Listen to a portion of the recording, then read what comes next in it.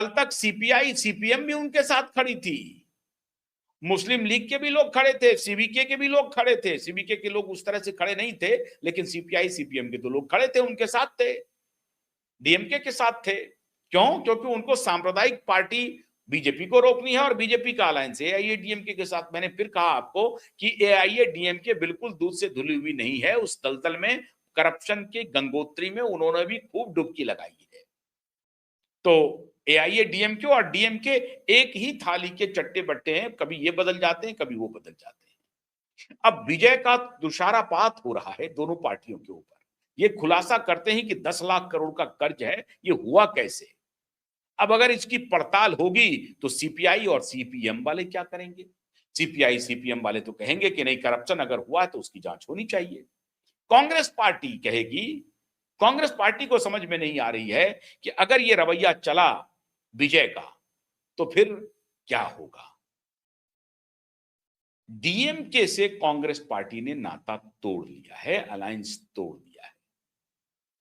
4 तारीख के दिन तक राहुल गांधी कहते रहे स्टालिन इज माय ब्रदर।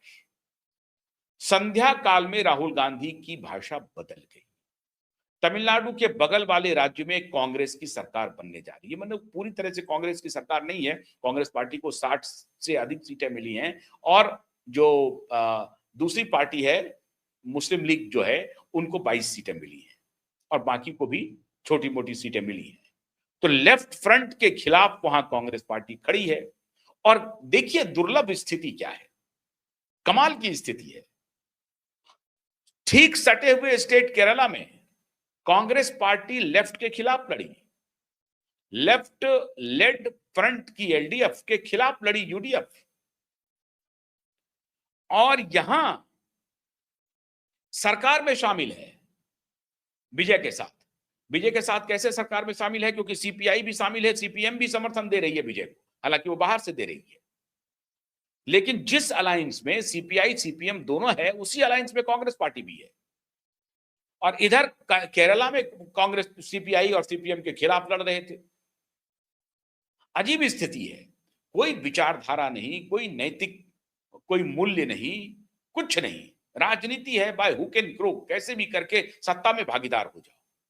वहां उनको सत्ता में थे एलडीएफ के लोग, तो यूडीएफ ने किया और उसमें कांग्रेस पार्टी लीड कर रही थी, उनको उन्होंने हटा दिया।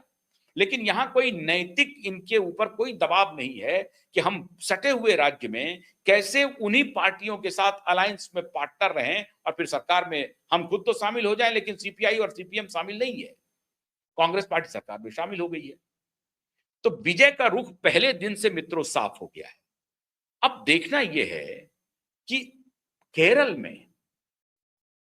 में अभी तक कांग्रेस पार्टी नेता का चुनाव नहीं कर सकी। यूडीएफ के जो चेयरमैन हैं वो एक नेता के साथ हैं, लेकिन केंद्र के नेता उनके साथ नहीं है।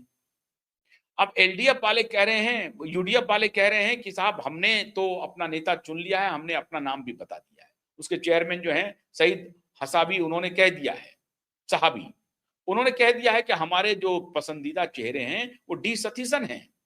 लेकिन केरल में 23 तारीख को विधानसभा खत्म होगी, उनका जो टेन्योर है 23 मई है।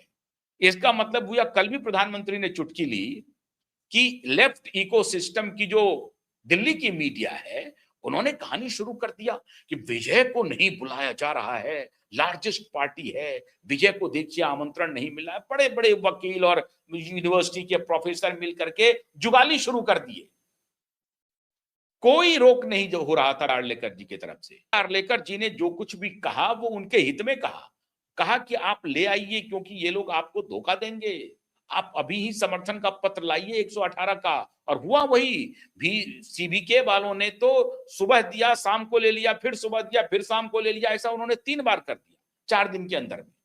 सीबीके वालों ने समर्थन दिया, वापस लिया, समर्थन दिया, वापस ले लिया। तो आर्लेकर जी बिल्कुल सही थे, कह रहे थे कि आप एक बार कंफर्म हो जाइए, नहीं तो आपको वो मुख्यमंत्री बना भी देंगे और उस दिन फ्लोर ऑफ द हाउस आपको गिरा भी देंगे, तो आपकी बहुत भद पिटेगी। तो एक प्रकार से अच्छी सलाह दे रहे थे, अच्छी राय दे रहे थे कि आप कंफर्म हो जाइए, 2 दिन बाद ही कीजिएगा, हमारी कोई मंशा नहीं है कि हम आपको ना बुलाएं। लेकिन इकोसिस्टम ने माहौल बना दिया यहां पे। कि देखिए भारतीय जनता पार्टी का रोक रहे हैं विजय को, लार्जेस्ट पार्टी को नहीं बुला रहे। सरकारिया कमीशन, एसआर, बोम्बई सबका हवाला देना शुरू कर दिए। प्रोफेसर साहब, वकील साहब सब मिलकर के पॉडकास्ट में खड़े हो गए, बोलना शुरू कर दिया, जिसका जिक्र कल प्रधानमंत्री ने अपने भाषण में भी किया।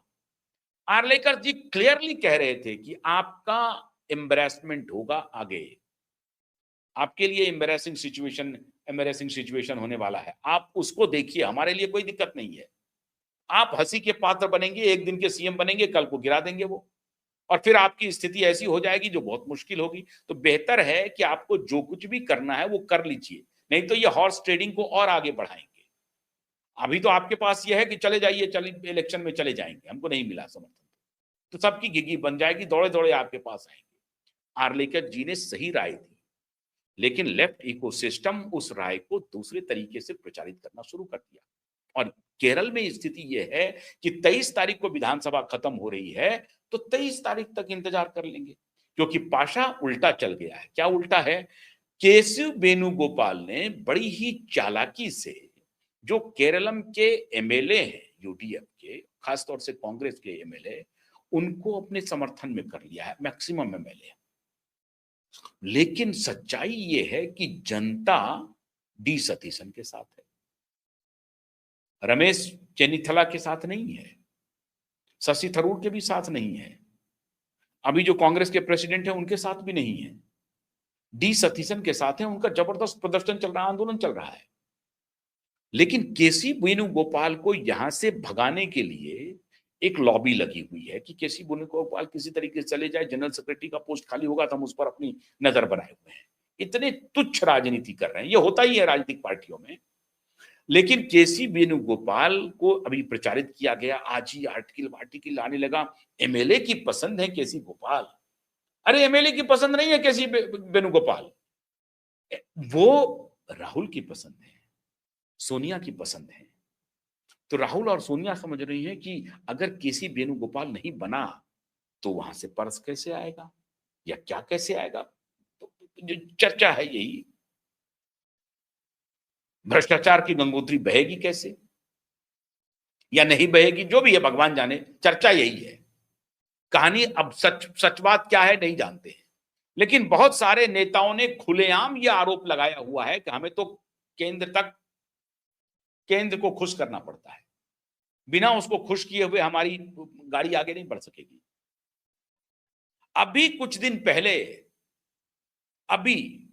दिन पहले की बात है, 500 करोड़ रुपए कहा गया। नवजोत सिद्धू की पत्नी ने कहा कि भाई सिद्धू जी से कहा गया कि 500 करोड़ रुपए भेजने हैं आपको, महीने भेजने हैं कि साल भेजने हैं, पता नहीं, भगवान जाने। साल का होगा, हो सकता है, या महीने का भी हो सकता है, कुछ नहीं कह सकते। बोला कि 500 करोड़ रुपए तो इनके पास थे नहीं, ये मुख्यमंत्री नहीं बने, फिर किसी और को मुख्यमंत्री बना दिया। ऑन कैमरा कह रही है नवजोत सिंह सिद्धू की पत्नी